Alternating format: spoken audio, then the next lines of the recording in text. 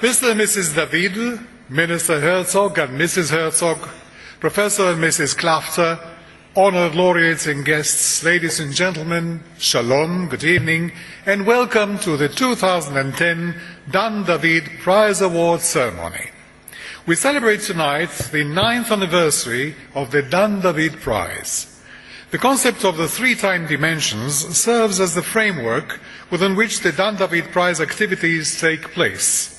Activities which embody the commitment of its founder to strive to create a better world. The past, transforming into the ever-changing present, looks ahead to create an exciting and wonderful future. The concept of time is translated into motion by the Vertigo Dance Association.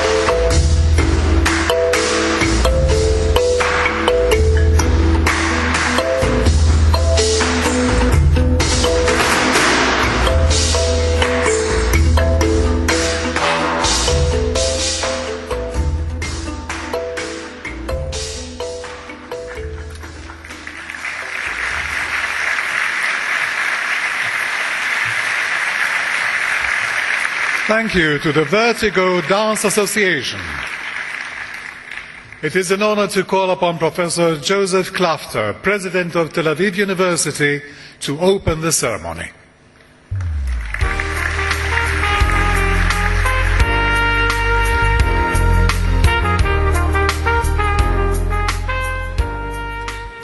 Minister of Welfare and Social Services, Mr. Yitzhak Herzog, Ambassador of Italy, Mr. Luigi Mattiolo, Chairman of the Dan David Foundation, Professor Itamar Rabinovich, Rector of Tel Aviv University, Professor Dani Leviatan, Founder of the Dan David Prize, Mr. Dan David and his family, prize laureates, ladies and gentlemen.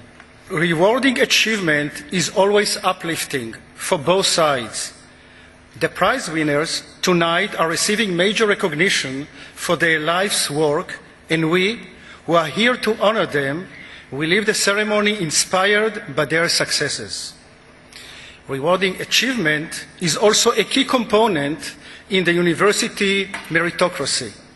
We do so by promoting faculty, bestowing chairs, awarding academic prizes, granting scholarship to gifted students, something the Dan David Prize also supports.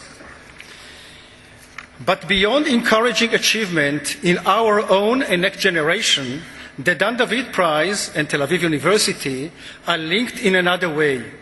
We jointly search for innovators, for rule breakers, for exceptionally gifted people who change paradigms. Changing paradigms, this is the thread that connects the Dan David Prize winner for 2010. Giorgio Napolitano, the President of Italy, embodies a new model for political reconciliation and democracy in Europe. The writers Margaret Atwood and Amitav Ghosh have provided new literary models for perceiving contemporary life. And the scientists Leonard Kleinrock, Gordon Moore, and Mikhail Rabin redefined computing and telecommunication, laying the foundation for the Internet age. Honorees, we thank you for taking time for giving symposia and talks on campus as part of the Dan David Prize festivities. Perhaps some young person listening to you, either tonight or during the week, will be the next paradigm changer. I would like to thank Mr. Dan David and the Dan David Foundation for giving Tel Aviv University and Israel this unparalleled opportunity to host such world-renowned figures. Dan, you yourself have been a paradigm changer. First by democratizing portrait photography, and then by launching several initiatives in Israel that reward uncompromising excellence. Ladies and gentlemen, let the prize festivities begin.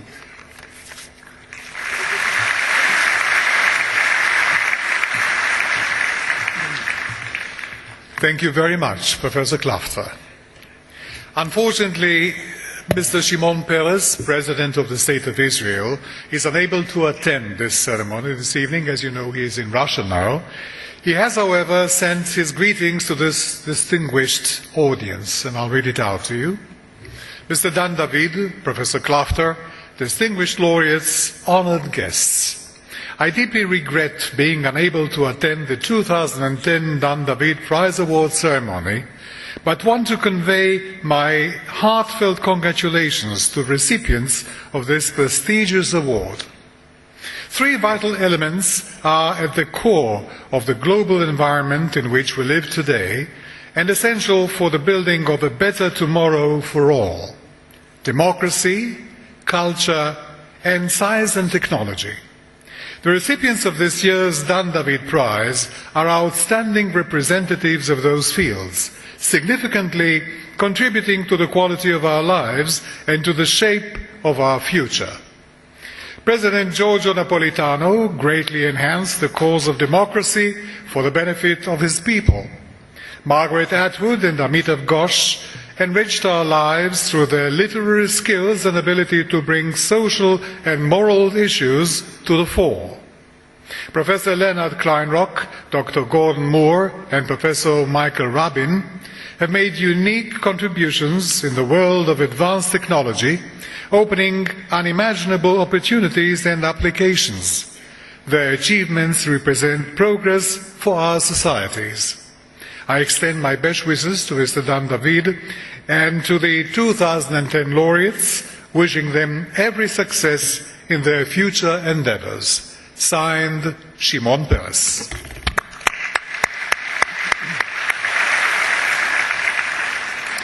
And now it is my honor to call upon Mr. Yitzhak Herzog, Minister of Welfare and Social Services, and he will address the audience on behalf of the government of Israel. Minister Herzog, would you please?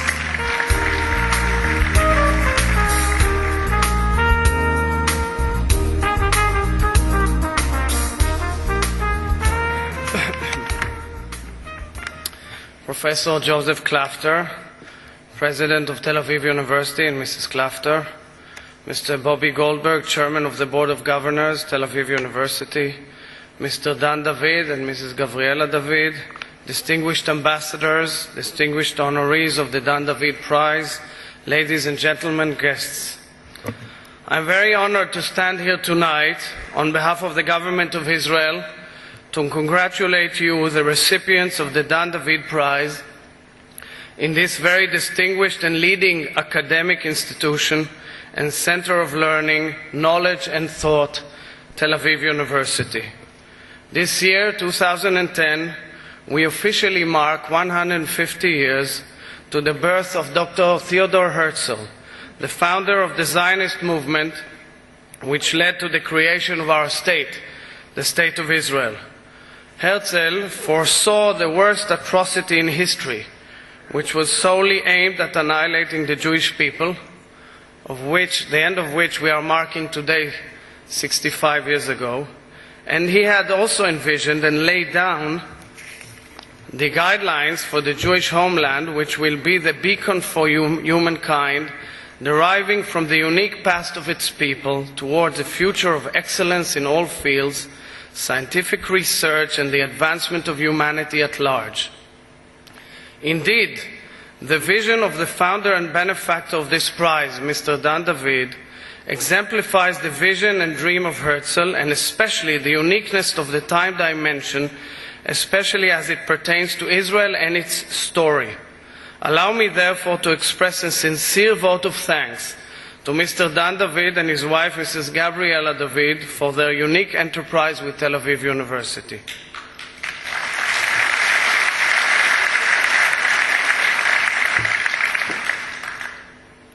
Tomorrow, Israel will be officially invited to join the most lucrative club of nations in the economic field, the OECD.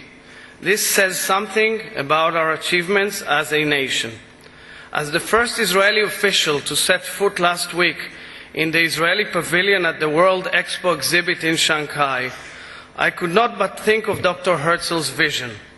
I was watching thousands of Chinese citizens queuing up for hours to learn and see Israeli breakthroughs in science, technology, agriculture, nutrition, and computer science, which serve people all over the globe. Coupled by a very exciting cultural atmosphere and a very challenging democratic system, I believe Israel offers an incredible dimension in relation to this prize. This ceremony is held on the day we commence, yet again, another effort to reach peace with our Palestinian neighbors. We hope this effort, which is led by the United States, will lead to direct negotiations towards a breakthrough for peace. I believe that the majority on both sides, Israelis and Palestinians, want it and are willing to pay the necessary painful price for it. The same should apply on our northern front. The same should apply on our northern front, the need for peace with Syria. When one looks carefully on all three dimensions of time, we understand how vital this objective is for our people, for our region, and for our world. I sincerely hope we will not miss again another golden opportunity, putting the blame on each other. This requires bold steps from our leaders, with boldness and courage to lead ahead, we can realize this dream. Dear guests,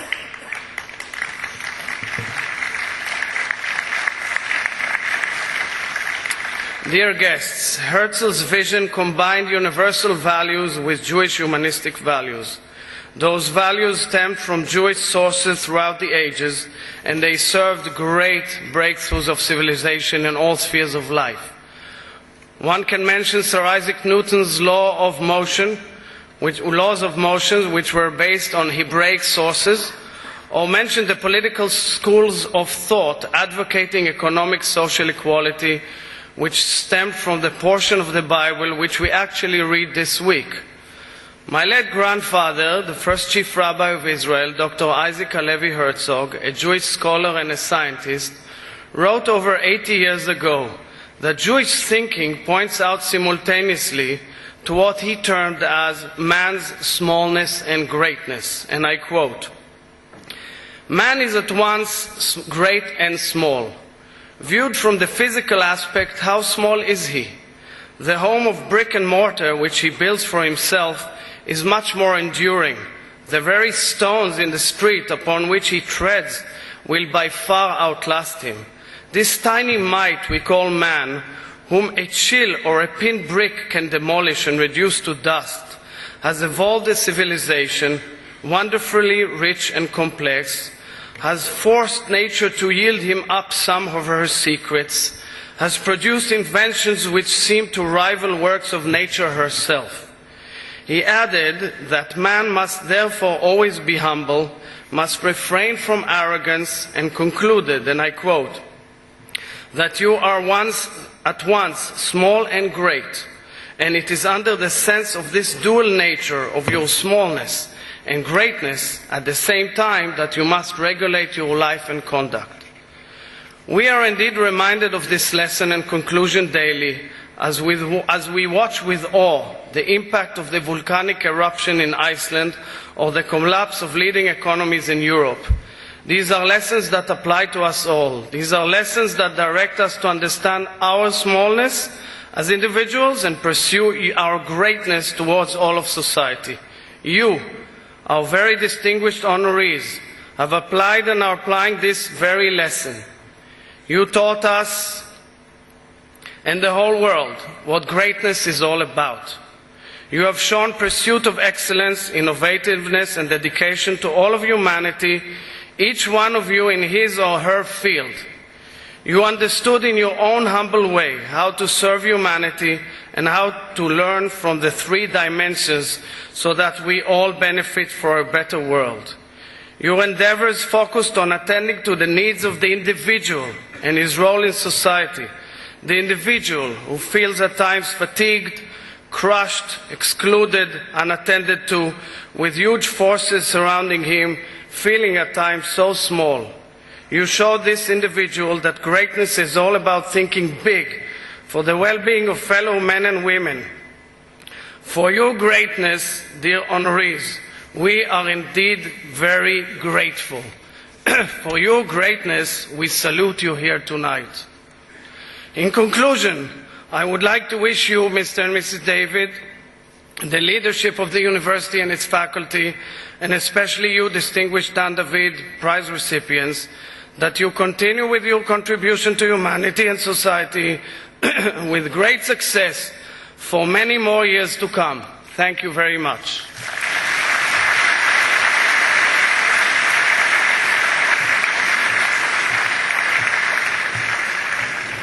And thank you very much, Minister Herzog. It is my honor now to call upon Mr. Dan David, founder of the Dan David Prize, to deliver his address.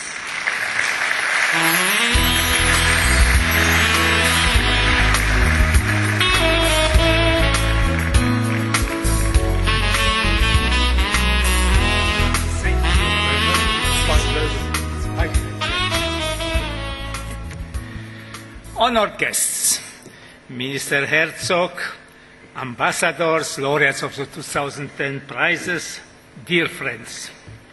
First of all, I'm sorry I could not include in those welcome greetings President Peres, who was with us 10 years ago when we inaugurated the prize, and President of Italy, Napolitano. They are both in a more important event, perhaps, in Moscow, together with many heads of state of many countries, to celebrate the 65th anniversary of the victory against Nazi Germany. For the first time, they will supervise the parade not only of Russian soldiers, but also of American, French, Polish, English soldiers on the Red Square. So we can understand that they had to be there. Behind tonight's event, behind all this organization, there is a large group of people dedicated to this project.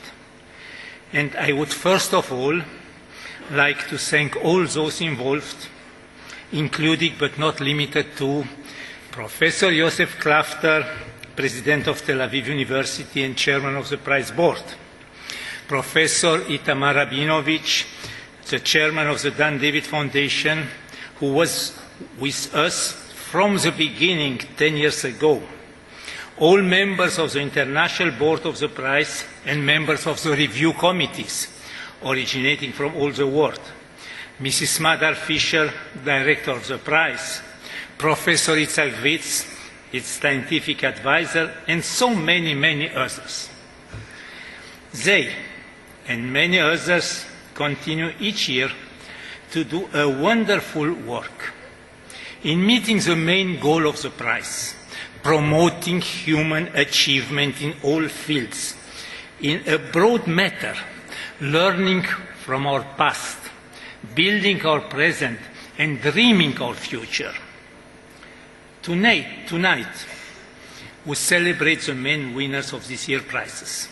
Tomorrow, they will donate 10% of their prizes to young scholars in their respective fields. And continuing to the even younger generation, we will once again hold the award ceremony for the Name Your Hero competition, in which hundreds of 1,000, I would say to be precise, high school students wrote essays suggesting who should be the winner of the main prize, who should be their hero. There will also be a surprise for one of them, of those youngsters, as we will have his hero as a guest. He wrote about Garry Kasparov, the best chess player of all times, and he is with us now, and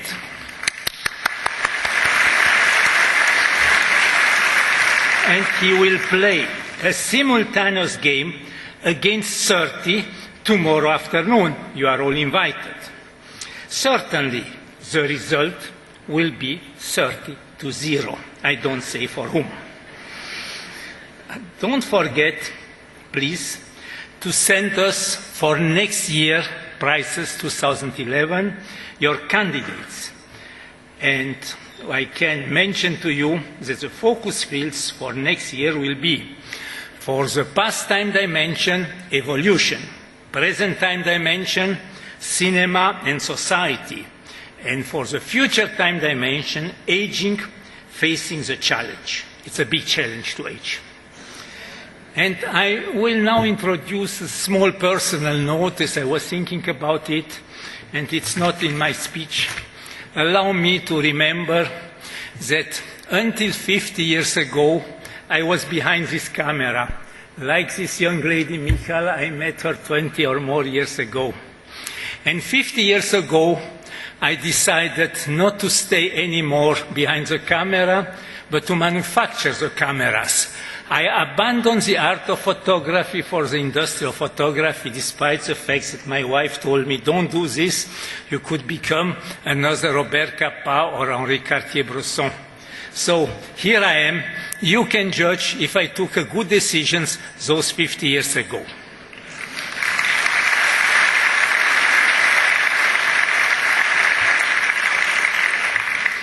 I'm grateful also for our long-standing collaboration with the French government, which became a partner of our venture in 2007, when they hosted a beautiful award ceremony in Paris within the impressive Opéra Garnier. Our prize board member, French Culture Minister Frédéric Mitterrand, was due to be here. He scheduled it many months in advance. Unfortunately, at the last moment, he was advised that early tomorrow morning at 8 p.m. in Madrid, he has to join a meeting of all EU culture ministers and asked me to express to all of you his regrets for his absence. Now, I spoke about the international character of the prize, but I am proud to say that the prize had found a warm and apt home at Tel Aviv University. 10 years ago, 10 years ago, we were here at the same stage to announce the decision to create the prize and to headquarter it at Tel Aviv University. At the time, I explained that one of the reasons behind this choice was our belief that Israel is much more than the conflict that involves it, and that this country and its people contribute in such a big measure to humankind in all its endeavors. Bringing the prize here was about highlighting Israel as the center of learning, knowledge and discovery, and creating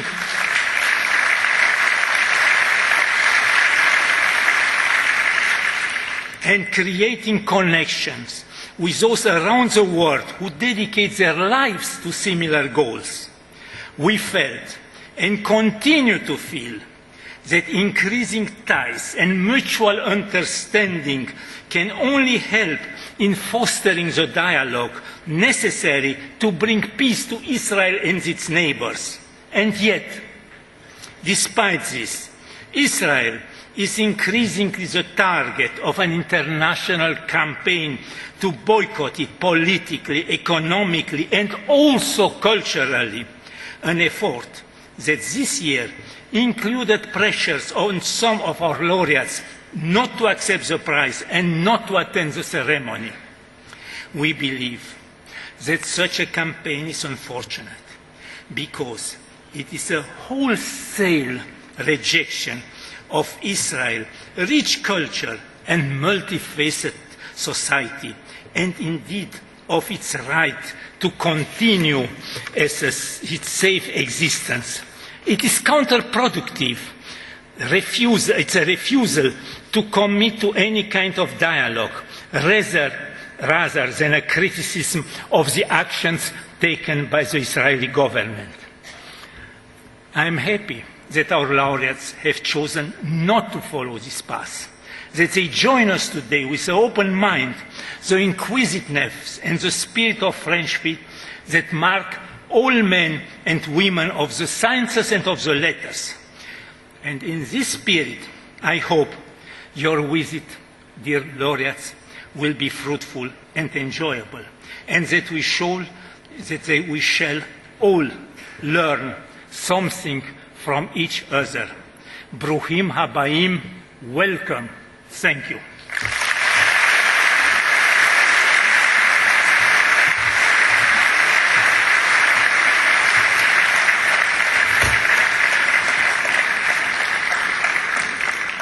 Thank you so much, Mr. Dan David. In fact, you should be awarded the Dan David Prize as well for your services to humanity. It doesn't exclude this idea.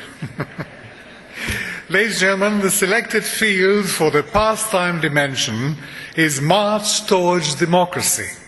The spread of democracy has spanned over 2,000 years, from the Greeks and Romans to the birth of modern-day democracies, transforming the lives of ordinary citizens and affecting social and political change. Giuseppe Mazzini, patriot, humanist, Republican, and political activist, and his generation, inspired Giorgio Napolitano, the 2010 Dan David Prize laureate for the pastime dimension. It was Mazzini who encouraged the composer Giuseppe Verdi to become involved in the Italian liberal nationalistic movement. In 1860, Verdi was elected to the first Italian parliament. It was during that period that he composed Forza del Destino. The overture of this opera is played by the Ra'anana Symphonette Orchestra under the baton of conductor David Seba.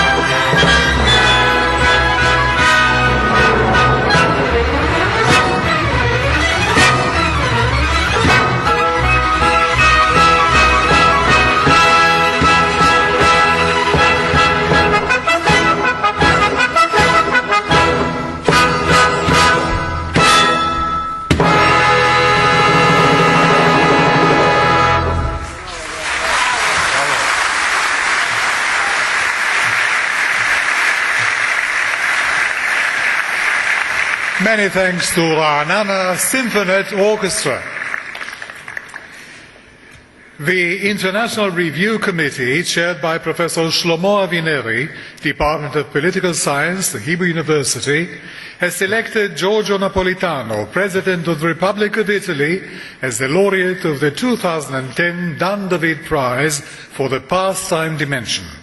This is to witness that on the 9th day of May 2010, the Dan David Prize for outstanding achievements in the service of humanity, advancements of the frontiers of knowledge, and the universal goals of excellence, creativity, humanism and progress is awarded for the pastime dimension in the field of march towards democracy to Giorgio Napolitano, President of the Republic of Italy, for his dedication to the cause of parliamentary democracy, thereby contributing to the strengthening of democratic values and institutions in Italy and in Europe. He stands as a beacon of reason, moderation, and democratic values. The award will be presented by Professor Joseph Klafter, President of Tel Aviv University and the Chairman of the Dan David Prize Board, and Mr. Dan David, founder of the Dan David Prize. It is an honor to invite to the stage Professor Joseph Klafter and Mr. Dan David.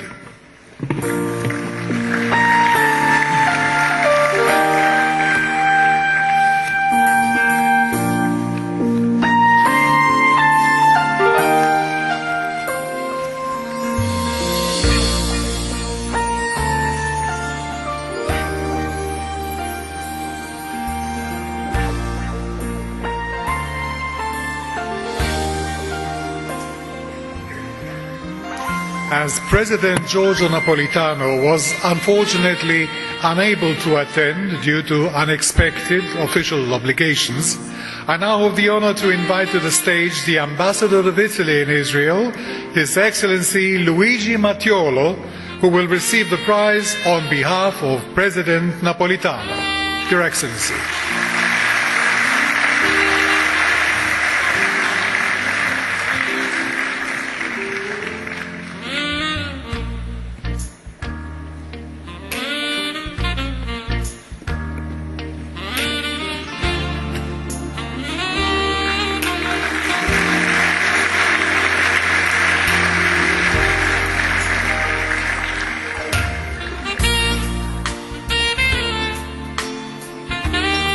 Thank you very much, Professor Klafter, Mr. David, and Ambassador Mattiolo.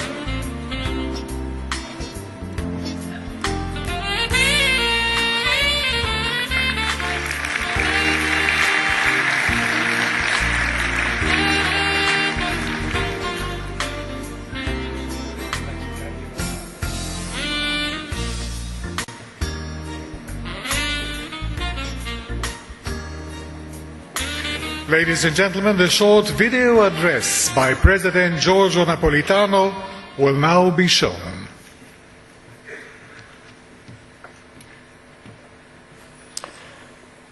First of all, I want to reiterate the appreciation I expressed last November at the Quirinale Palace regarding the decision to award to me the Dan David Foundation Prize. The thoughtful explanation of the aims and significance of the prize moved me deeply. I indeed wondered why I was chosen, what was the full meaning of this choice.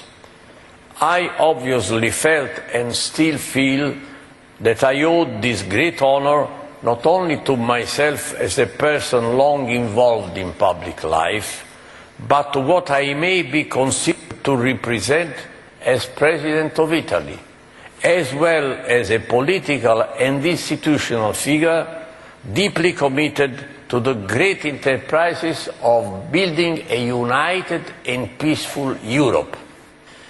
The civilization to which we all belong has its roots in ancient history and its development around the shores of the Mediterranean.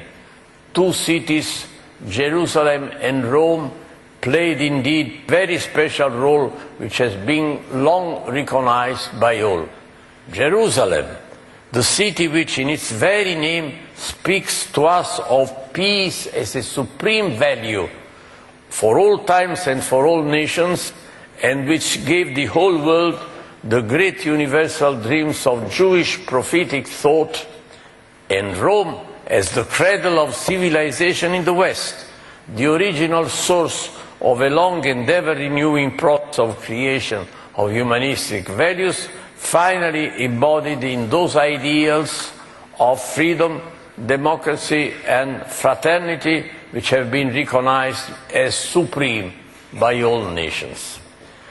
Our generation, as a generation of survivors to the wars and horrors of the 20th century which have involved so heavily the Jewish people, is now engaged in trying to offer to all human beings a credible hope for a future of peace. The building of institutions capable of preventing, in this nuclear age, further destructive wars between nations is the great enterprise to which we are all committed. We may hope to lay for our children and the children of our children the foundations of a world of peaceful cooperation between all nations. I can assure to you, Italy is and will be deeply engaged in actions and initiatives aiming at the achievement against all threats of such great ideals. We know that embodying them in institutional realities will demand great efforts and sacrifices by all. As you know, I shall unfortunately be unable, due to a series of international commitments, to join you this year. I will inform you very soon of the destination chosen for the amount of the prize in favor of a well-known institution, and anyhow I am deeply grateful to you for your offer to plan for my presence at the ceremony which will take place in Tel Aviv in May 2011, when we shall finally meet. I shall be there.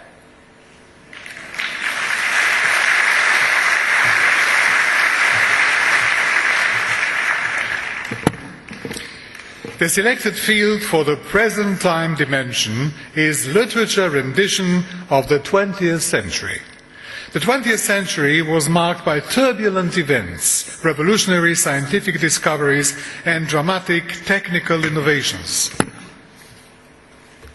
All of these left an indelible mark on the concept of self that had evolved since the Enlightenment. As literature has always reflected seismic changes in humanity's self-perception, 20th century writers produced an unprecedented diversity of literary styles in order to convey the modernist shift in humanity's understanding of itself. Laureates of the Dan David Prize, Margaret Atwood and Amitav Ghosh, represent this concept in their unique way of writing. The devil says to the writer, I will make you the best writer of your generation. Forget that, of the millennium. And all you have to do is sell me, your grandmother, your mother, your wife, your kids, your dog, and your soul. And the writer says, okay. Give me the pen, where do I sign? And then he says, just a minute, what's the catch? The best way to learn about a writer's work is to read their work. It's like Beethoven. You can learn a lot about what Beethoven had for breakfast, but that's not going to tell you much about his music. How do I keep my creative imagination active and flowing? I don't think that's a problem. My problem has never been, where does my next idea come from? My problem has always been, which of these 12 ideas am I actually going to work on? I started writing when I was 5 or 6. I didn't have a motivation. I think all kids do that kind of thing. So I think the thing to ask is not why people do it initially, but why do most people stop? The first novel, I have to tell you, isn't very interesting. Its central character is an ant, and there isn't much you can do about the egg stage, the larva stage, and the pupa stage of an ant's life. The world is divided into two kinds of people. those who favor Superman and those who favor Batman. Batman doesn't actually have any superhuman powers. He has instead ingenuity and some rather nifty costumes. Oh, I was a Batman fan. We're in particularly threatening times globally. You think back to the Second World War. Everybody started living in a different way. If what we're being told is true, why aren't we doing that? Where are those efforts that are coming from national leadership? But it's not that we couldn't do it. We could do it quite easily. Once upon a time, when I was doing public events, people would ask me questions like, what do you think of the arts? What do you think of the role of women? Now they ask one thing, and that one thing is this: is there hope?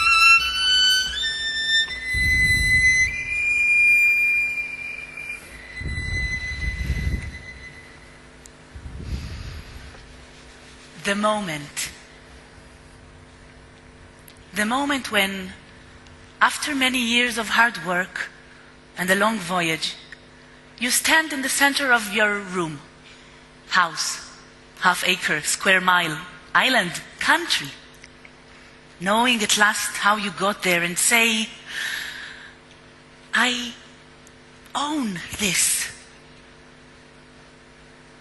is the same moment when the trees unloose their soft arms from around you, the birds take back their language, the cliffs fissure and collapse, the air moves back from you like a wave and you can't breathe.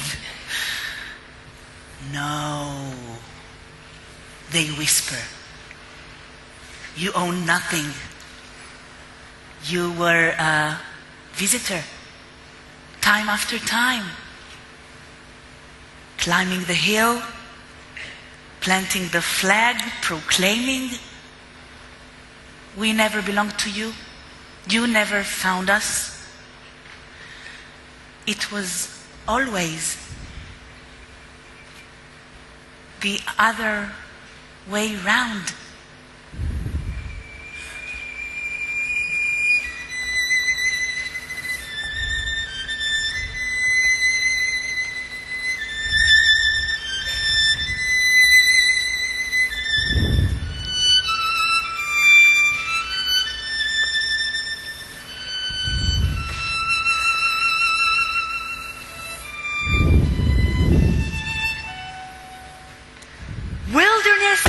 The summer he wanted to be an Indian because of wilderness tips.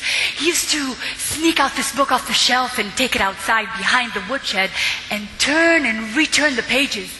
There was a lot about the Indians, about how noble they were, how brave, faithful, reverent, hospitable, and honorable. Driving up yesterday, he'd passed a group of actual Indians, 3 of them, at a blueberry stand. They were wearing t-shirts and running shoes, the same as everybody else. One of them had a transistor radio. A neat maroon minivan was parked beside the stand. So what did he expect from them? Feathers? All that was gone, lost, ruined. Years and years before he was born.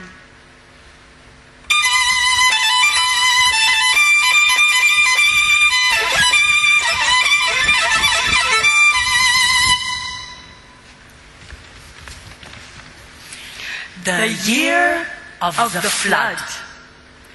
Adam's first act towards the animals was thus one of loving kindness and kinship, for man in his unfallen state was not yet a carnivore. The animals knew this And did not run away. So it must have been on that unrepeatable day, a peaceful gathering at which every living entity on the earth was embraced by man. How much have we lost, dear fellow mammals and fellow mortals? How much have we willfully destroyed? How much do we need to restore within ourselves? The time of the naming is not over, my friends. In his sight, we may still be living in the sixth day. As your meditation, imagine yourself rocked in that sheltering moment. Stretch out your hand towards those gentle eyes that regard you with such trust. A trust that has not yet been violated by bloodshed and gluttony and pride and disdain. Say their names. Let us sing.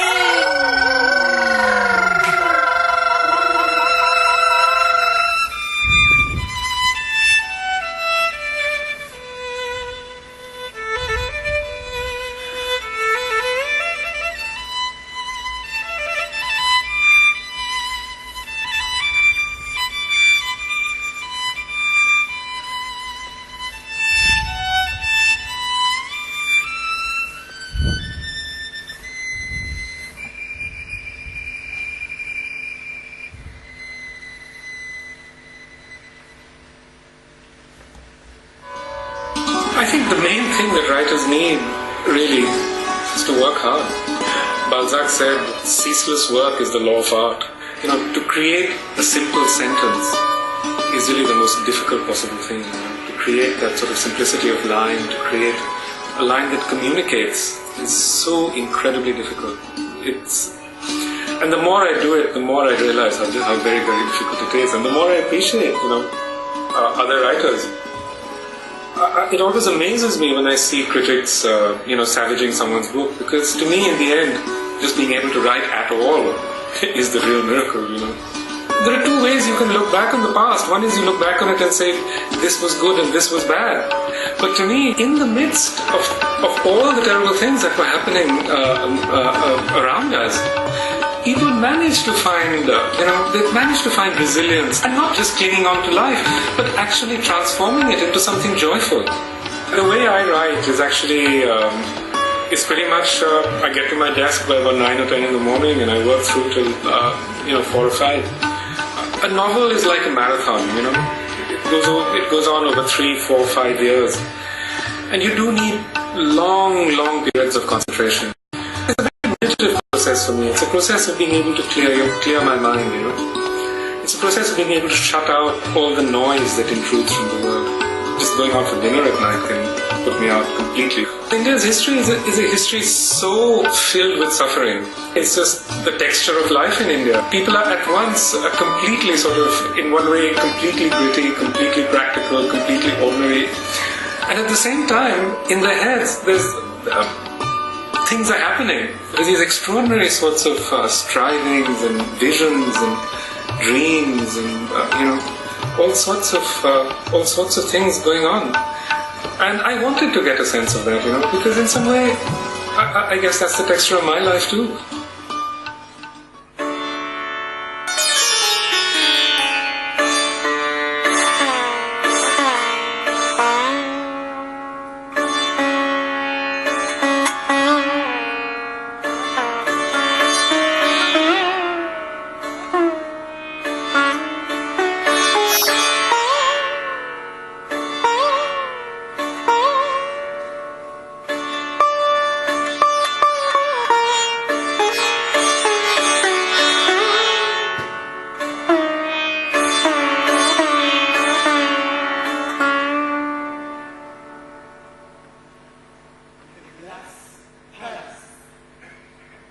Arjun saw that it was a pamphlet written in Hindustani and printed in both Devanagari and Arabic script. It was an appeal directed to the Indian soldiers, signed by one Amrik Singh of the Indian Independence League. The text began, "Brothers, ask yourselves what you are fighting for and why you are here. Do you really wish to sacrifice your lives? Do you really wish to sacrifice your lives For an empire that has that kept your country in slavery for 200 for years? 200 years?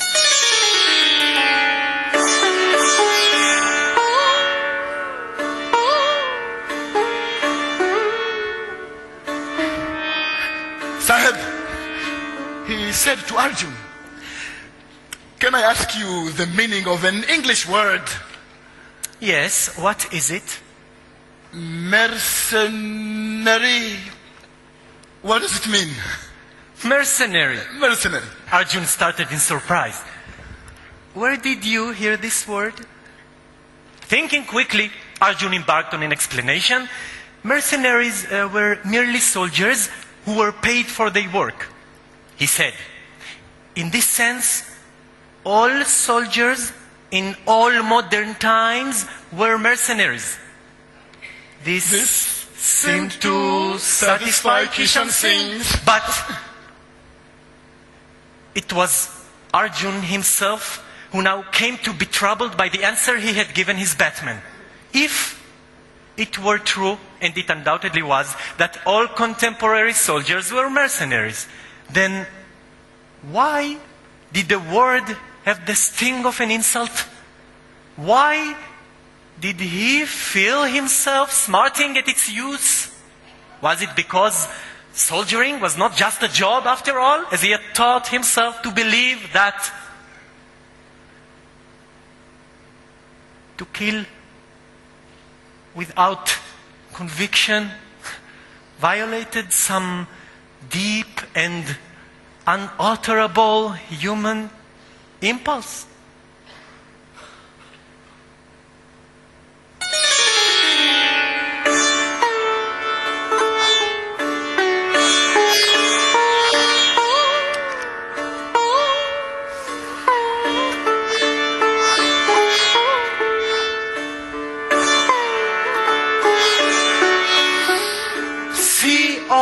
Poppies.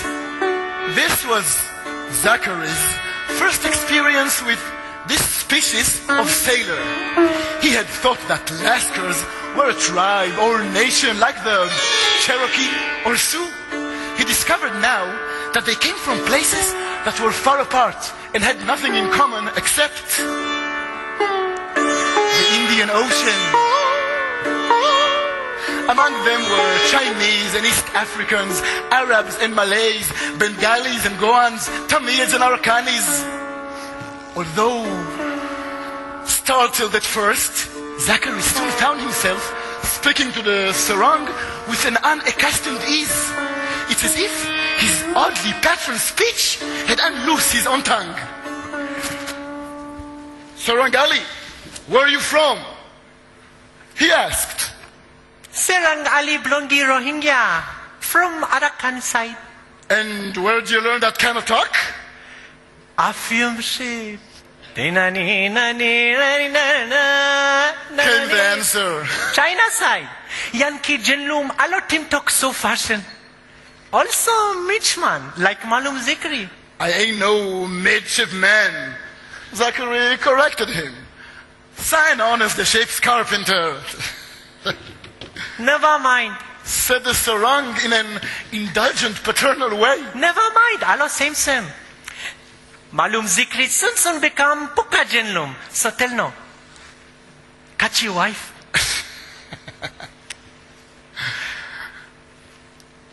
Catch your wife? Catch your wife or yet?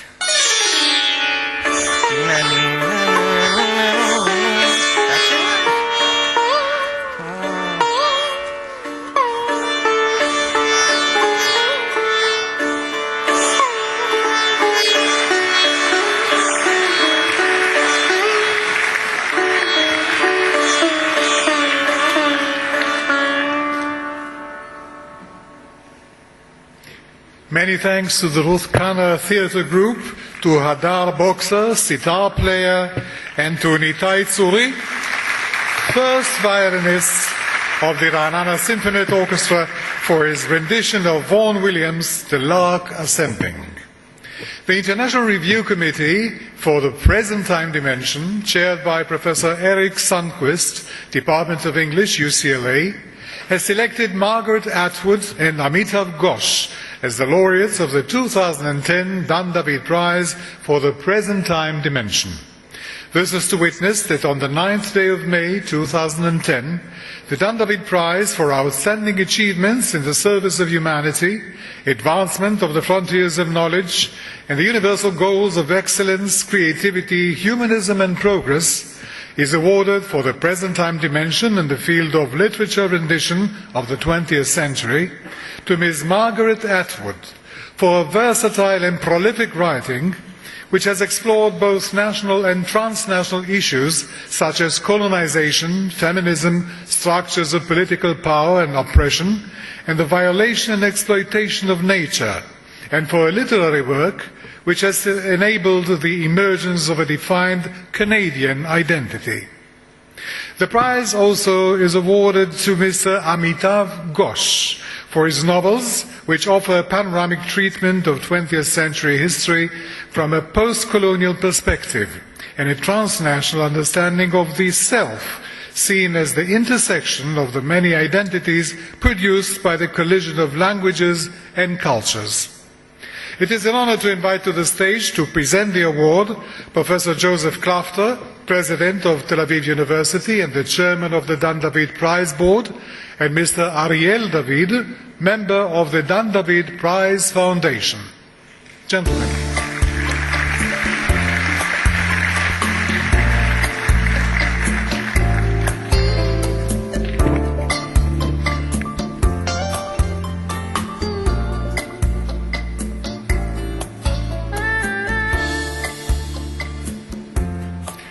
I have the honor to invite to the stage the recipient of the prize, Ms. Margaret Atwood.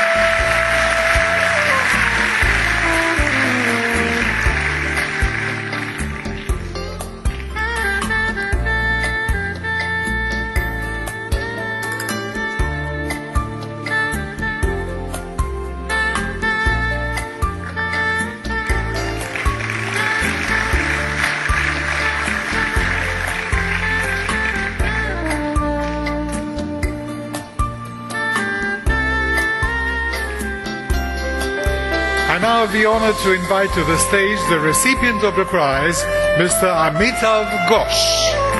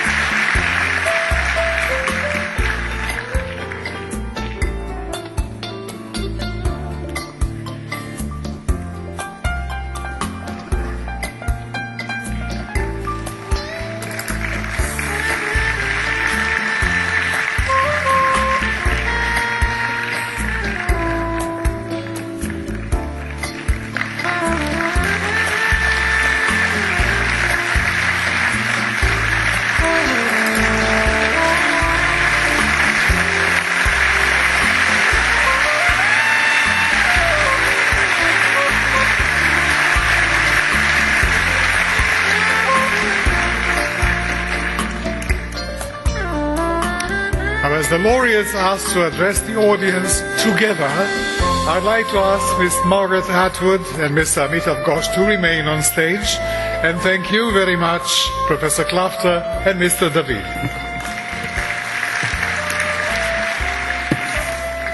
The floor is yours.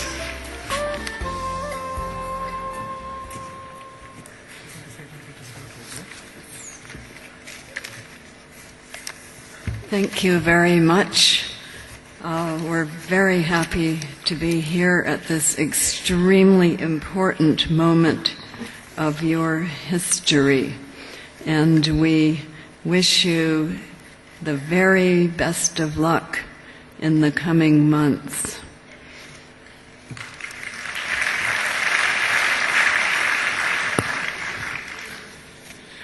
Because we are sharing this generous prize, we have decided to give a shared speech. We both thank you very much for the kind words you've said about us and our writing. This prize honors not just individuals, but areas of achievement. This year you've chosen to invite 2 novelists, thus adding the art of the novel to a very distinguished list of many other disciplines, from astrophysics to medicine to music to statesmanship.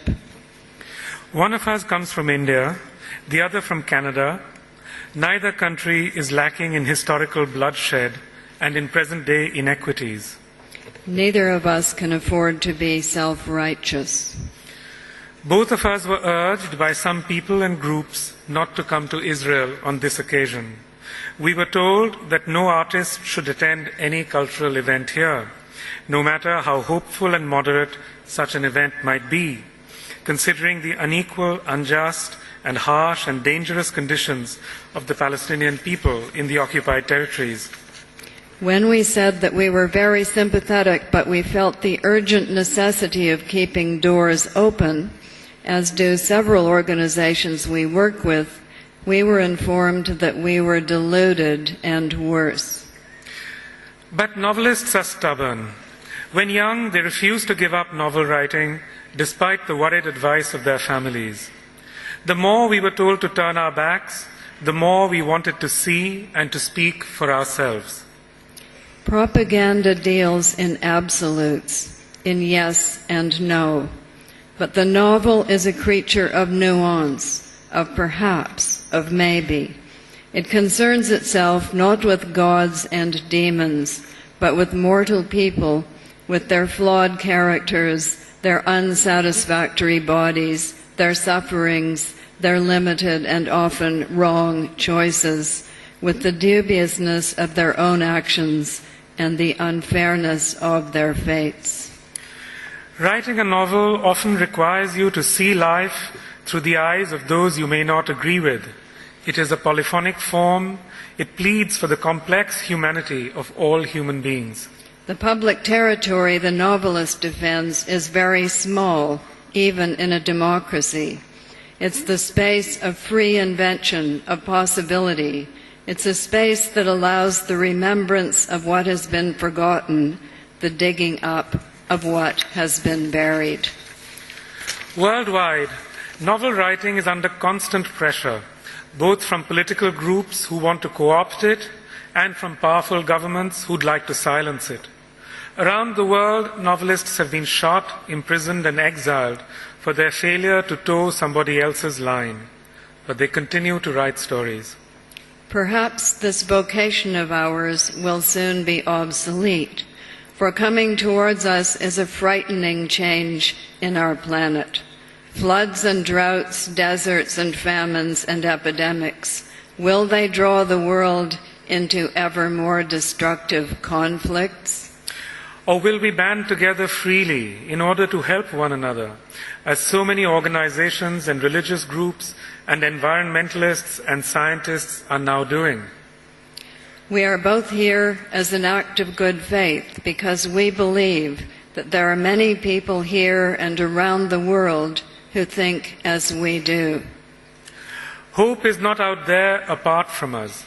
Like the stories people tell, it comes from within. Like these stories, hope too must be passed on to others.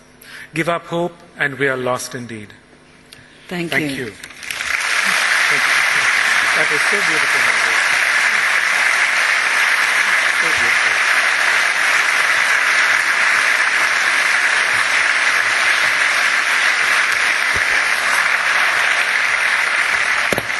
Thank you so much, Ms. Atwood and Mr. Gosch. The selected field for the future time dimension is computers and telecommunications. The humble beginnings of computerized technology and telecommunications in the 1960s gave rise to today's fast-paced and dynamically advancing global network of information technology. The enormous influence these systems have had on individual lives, corporations, science communities, and political institutions is immeasurable.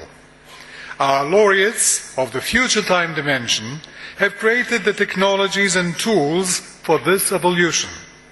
The Vertigo Dance Association expresses these achievements through its choreography.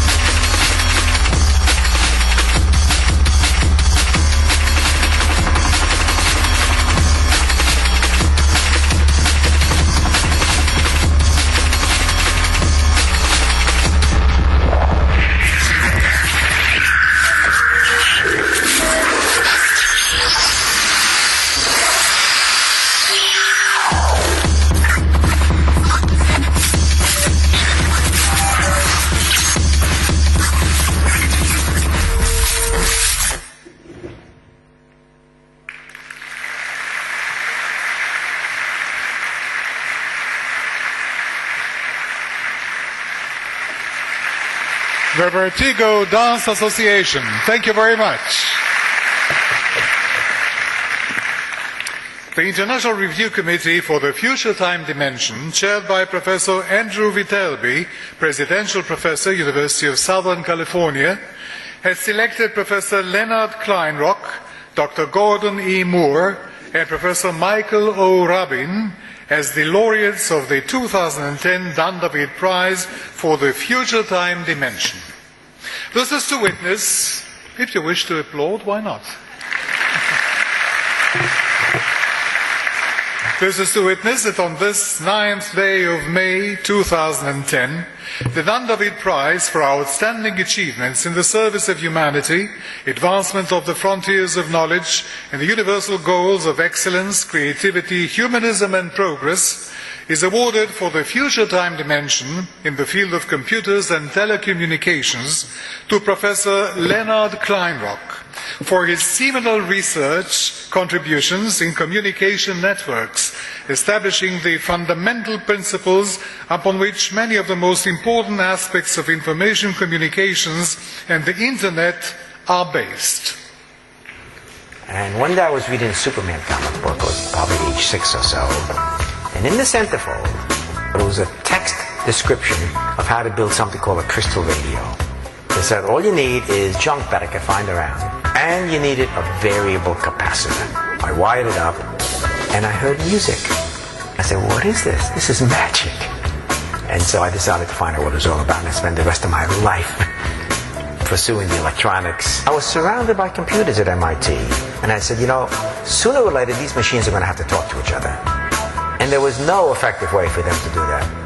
So that was basically the topic of my dissertation. It was very clear to me early on that if I'm going to build a network which would work in a large environment, thousands, millions of nodes like we have today, billions, there can't be a centralized point of control. And the idea of sharing all the resources was key to making this work. I developed this thing called packet switching. Your messages, your videos, your voice, your pictures, your data are transmitted in little chunks called packets. Here we have the first piece of internet equipment ever installed in the internet. At that time it was called a packet switch. It's now called a router. I went to AT&T and AT&T said, it's not going to work. And if it does work, we want nothing to do with it. I did anticipate that this internet would be everywhere, always on, always accessible. But what I did not anticipate was that my elderly mother would be on the internet. First piece of the backbone network ever on the internet was that line from UCLA to SRI. Log in, we have to type LOG, and the remote computer types the IN for us. Charlie typed the L. He said, you get the L? Yep, got the L. Type the O. Got the O? Got the O. Type the G, get the G? Crash. So the first message ever on the internet was low, as in lo and behold. We didn't plan it, but we could not have come up with a better message. The history of the internet has been one of surprises. The best applications, nobody anticipated. Email, nobody saw it coming. The web, YouTube, peer-to-peer, Napster. And they came out of the blue, hit us all in the side of the head. That's the beauty of the internet. You got billions of people out there inventing, creating, and sharing. It's an amazing story.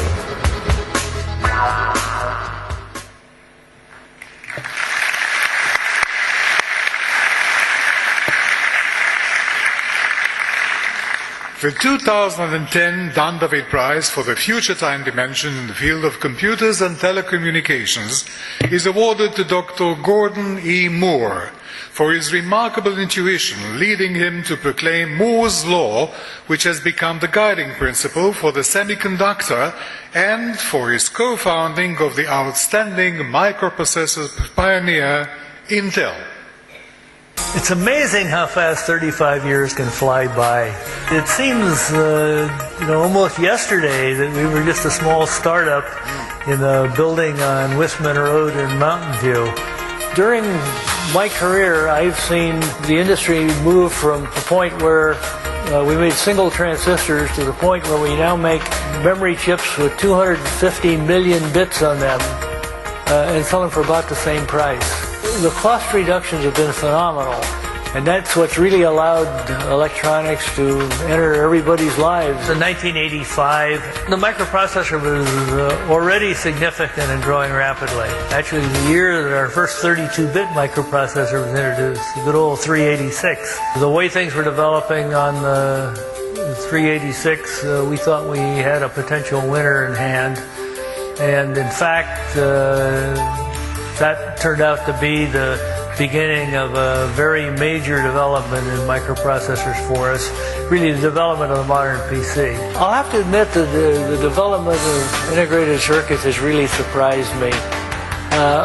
While I can often see 2 or 3 generations of technology down the road, you could imagine what was coming out. To see the progress that has been made is really far beyond anything I could have conceived. When you think the first microprocessor only had 2,200 transistors in it, 2,200. We're looking at something 1,000,000 times that complex in the next few generations. A couple of billion transistors. What that gives us in the way of flexibility to design products is phenomenal. The question often asked is, what's going to replace silicon transistors? I'll go out on the limb and say I don't think anything. I believe that silicon transistors are going to be the way we make electronic functions for a long, long time.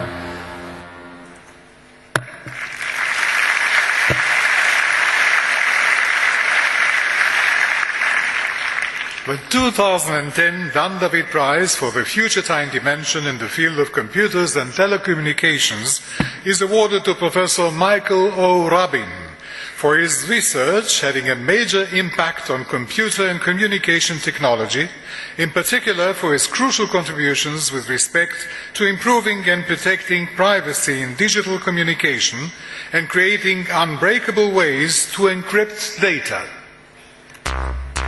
Mathematics is, to some extent, the universal language of science. I wanted to be a mathematician ever since I was 11 or 12. I was kicked out of class for good behavior, and there were 2 kids from 9th grade who were solving geometry problems. They said to me a little bit condescendingly, well, do you think you can do it? I looked at it and I could do it. And that's how I discovered the beauty of mathematics. How by pure thought you find the fact about lines, distances, circles. I realized that computer technology is emerging and that there is a need for theoretical and scientific foundation. There is that enormous thrill, satisfaction of discovery. And this is a pleasure absolutely unequaled. If in addition it also has real life and practical implications, so much the better. In the mid-70s, I discovered that you can solve very difficult computational problems which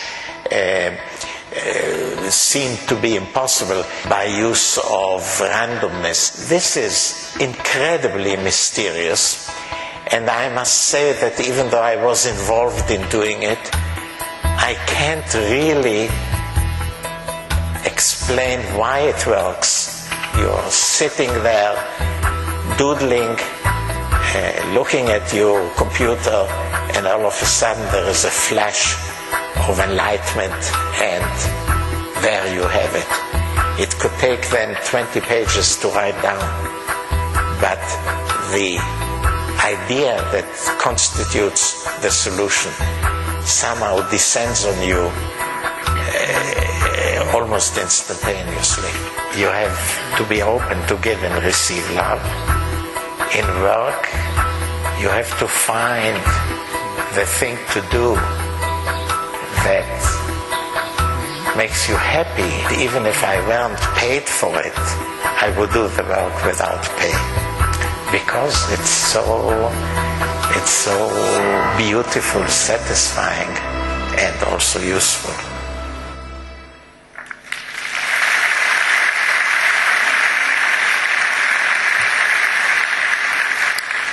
It is an honor to invite to the stage Professor Dani Leviatan, Rector of Tel Aviv University, and Professor Itamar Rabinovich, Chairman of the Dan David Foundation, to present the award.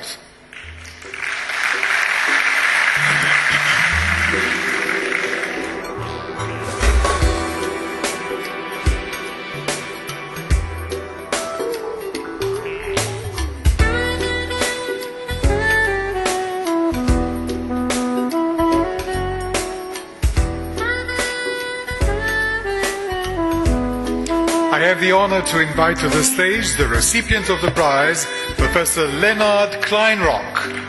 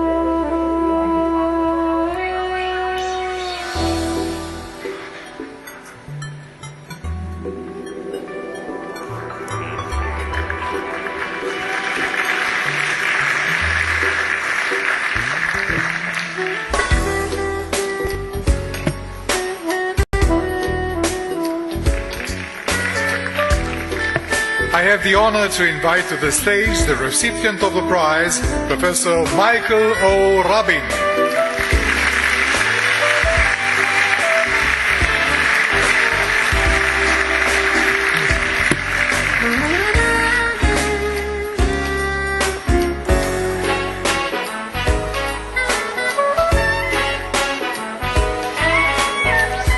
שמור לך.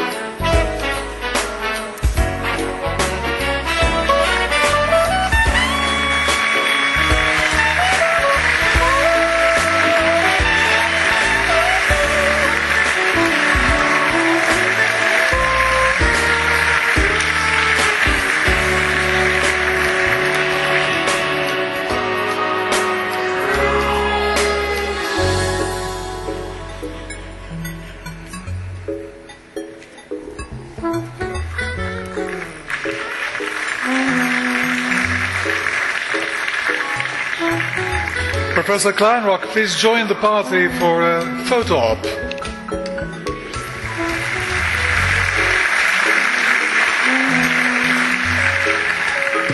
Unfortunately, Dr. Moore was unable to attend the ceremony.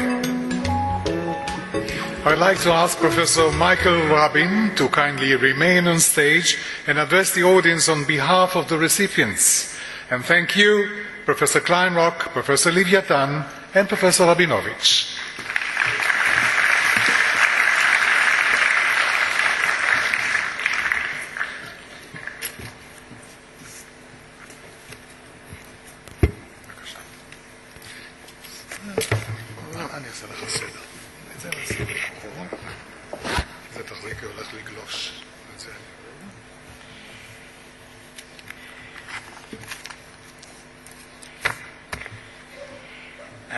Dear Mr. Dan David and Gabriela David, Minister Herzog representing the government of Israel, President Klafter of the Tel Aviv University, ambassadors, my fellow prize recipients, dear friends and guests. I am pleased to respond on behalf of the Dan David Prize recipients in the future time dimension of computers and telecommunications. I feel honored to have our work recognized by this award and are deeply grateful to Dan David for having established the prizes, and to the prize committee for having selected us. Winston Churchill, in his deep wisdom and historical sense, has said 60 years ago, the coming century will be the century of knowledge. Indeed, in the 21st century, the wealth of nations, the welfare of societies, and the well-being of people and of the planet will depend and flow from scientific knowledge and innovation to a much greater extent than from natural resources such as oil, coal, and ores. Even properly feeding the world's ever-growing population will require scientific innovation on a grand scale.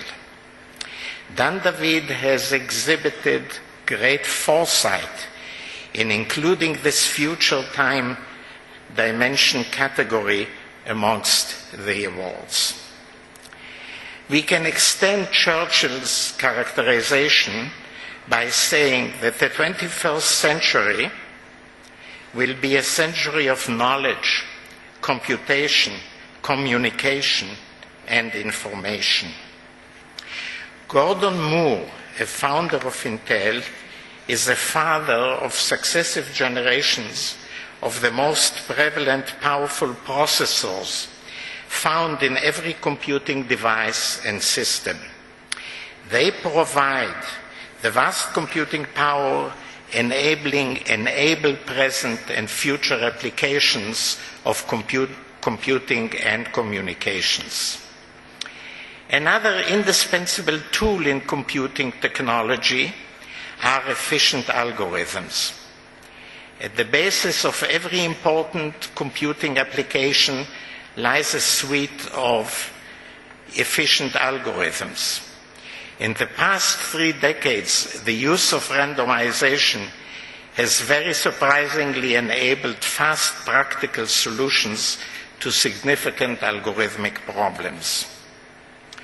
The amazing and life-saving research into the genetic basis for diseases such as cancer and Alzheimer's are completely dependent on vast computing power and on efficient algorithms. We have seen the emergence of enormous databases and of search engines enabling retrieval and collection of information on a scale unimaginable just a decade ago. We shall have medical-based databases facilitating access to a person's whole medical history and thereby enabling proper treatment. These databases will also enable statistical studies, deepening our understanding of disease patterns and of the efficacy of treatments. The ubiquitous databases of detailed personal information are raising serious concerns about privacy.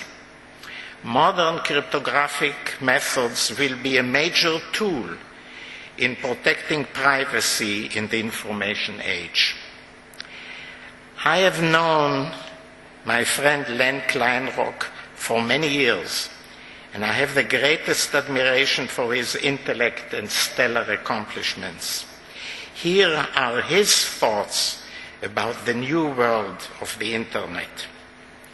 And I essentially quote, "The early culture of the Internet was founded on some fundamental principles: open access, trust, sharing, free ethics.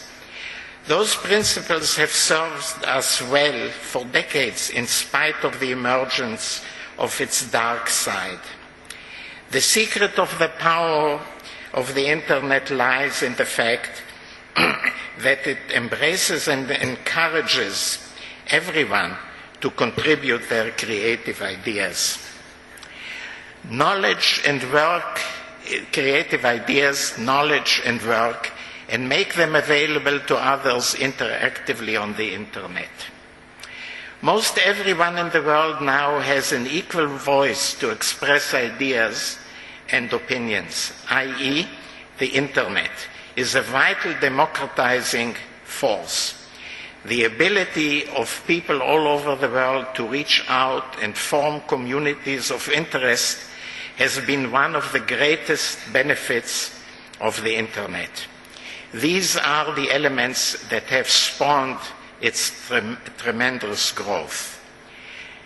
I continue quoting, "We are fast approaching a time when the netherworld of cyberspace will escape from behind the screens of our computing devices and move out into our physical world as technology embedded in our infrastructure. Most of the objects in our physical real-world environment will be internet-enabled via this embedded technology, which will then disappear into the infrastructure in the same way that electricity has. As we move headlong into the 21st century, the future of the internet will be characterized by extreme mobility, mass personalization, video addiction, anybody who has children is quite aware of that, everywhere access and surprising applications and services as yet unimagined. Indeed, I foresee that the internet will essentially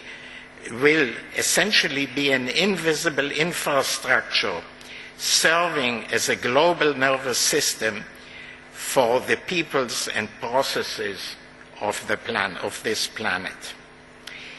Here, and now I'm a messenger, are Len's words to his family.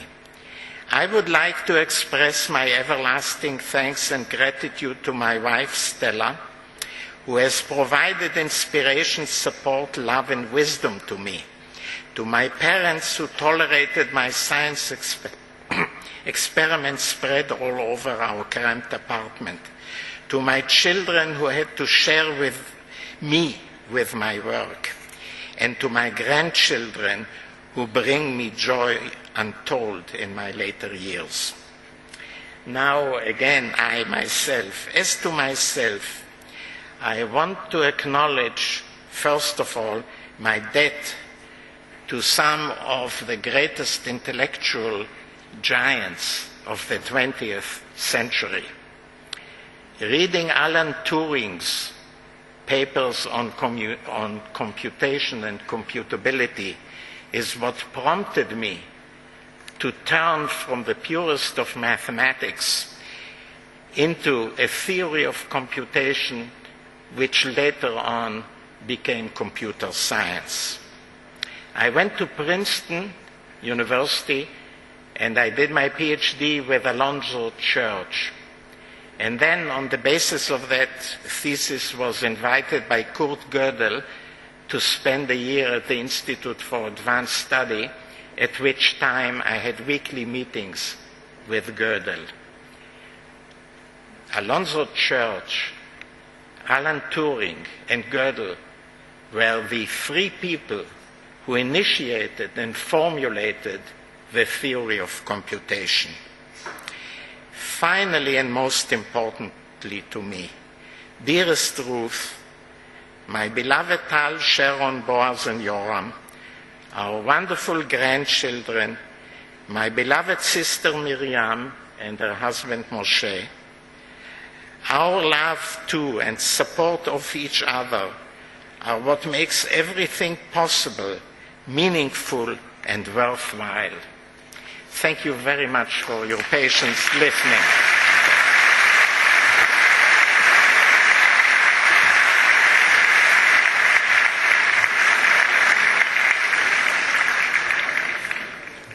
גם.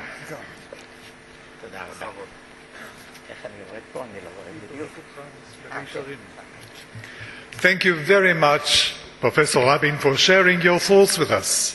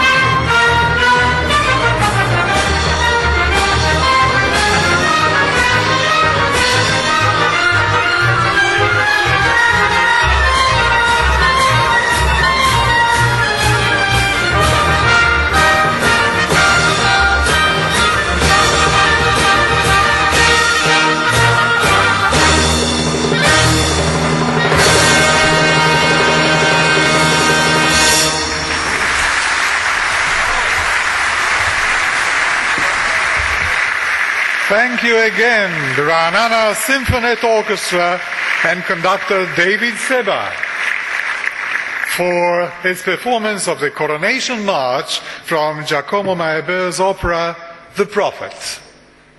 Ladies and gentlemen, Ms. Dana Peleg from the Buchman Mehta School of Music, Tel Aviv University, will now sing our national anthem, Hatikva. Ladies and gentlemen, please rise.